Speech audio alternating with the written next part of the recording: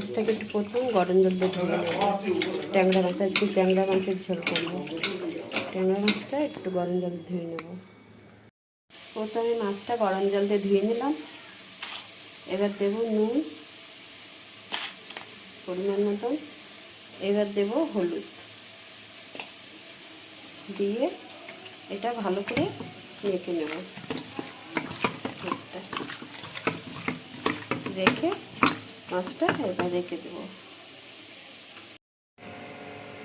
এবার মাছ তেলটা গরম হয়ে গেছে, এবার আমি দেব ট্যাংরা মাছটা।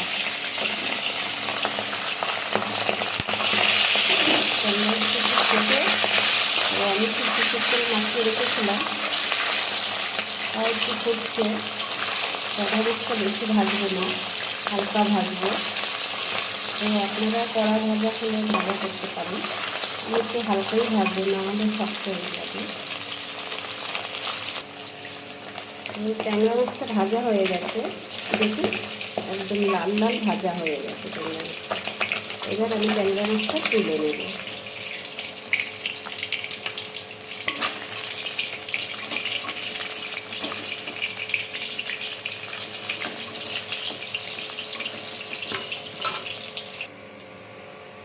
মাছ ভাজা হয়ে গেছে, এইবার দেব কালো জিরে, এবার দেব তেজপাতা, ধুয়ে রাখা আলুগুলো দেব।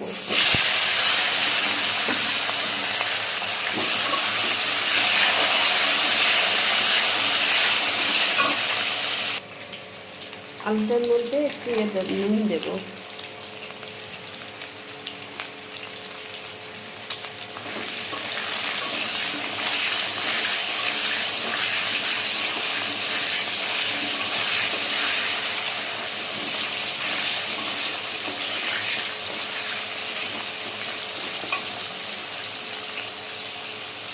আলুটা একটু ভাজা হোক, আমি এর মধ্যে দেব একটু জিরা বাটা, জিরা গুঁড়ো, একটু দেব আদা,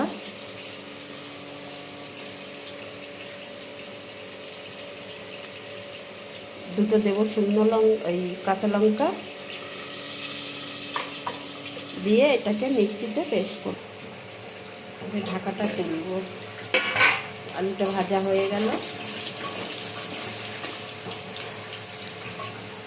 এবার দেব একটু হলুদ গুঁড়ো,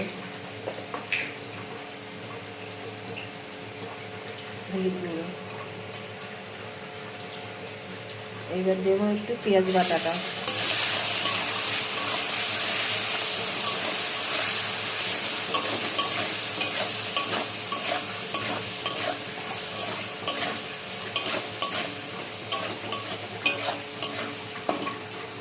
এবার দেব একটু লঙ্কার গুঁড়ি,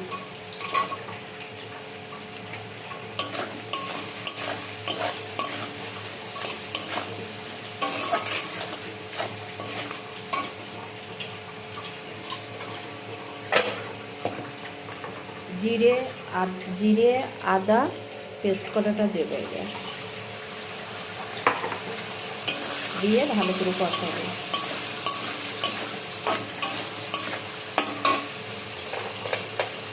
এবার দেবো একটু টমেটো কুচি,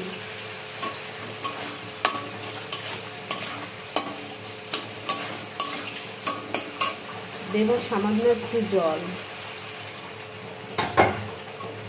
এবার দেবো একটু ঢাকা, এবার ঢাকাটা তুলব। এবার একটু কাশ্মীরি গুঁড়ো লঙ্কার গুঁড়ো দেবো, কালারটা সুন্দর হওয়ার জন্য, অল্প করে।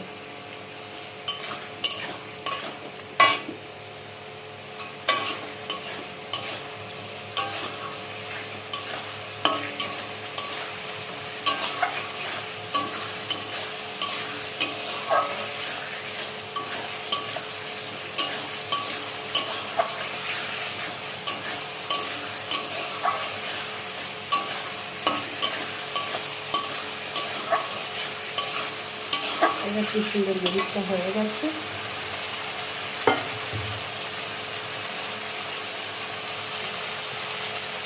গ্রেভিটা হয়ে গেছে, এবার আমি দেবো জল পরিমাণ মতন। পরিমাণ মতন দেবো জল।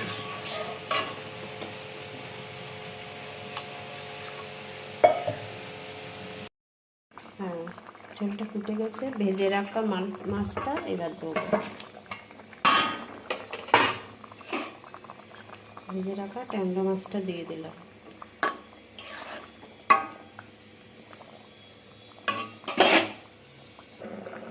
এবার ঢাকনাটা তুলব।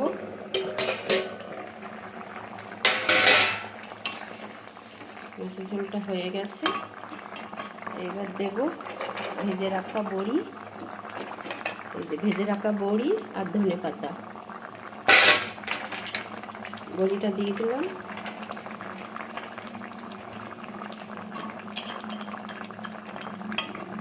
এবার ধনে পাতা কুচি।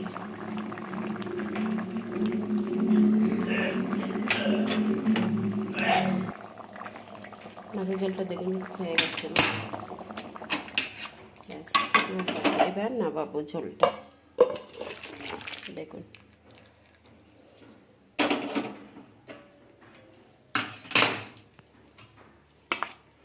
দেখুন মাছের ঝোলটা কত সুন্দর কালার এসছে, কত সুন্দর,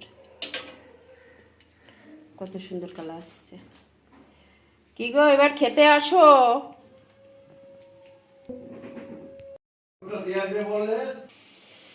মাছের ঝোলটা কেমন হয়েছে আপনারা আমাকে জানাবেন, কমেন্টে জানাবেন। মাছের ঝোলটা কেমন হয়েছে আমাকে জানাবেন। মাছের ঝোলটা কেমন হয়েছে আমাকে জানাবেন। চলে আসো খেতে।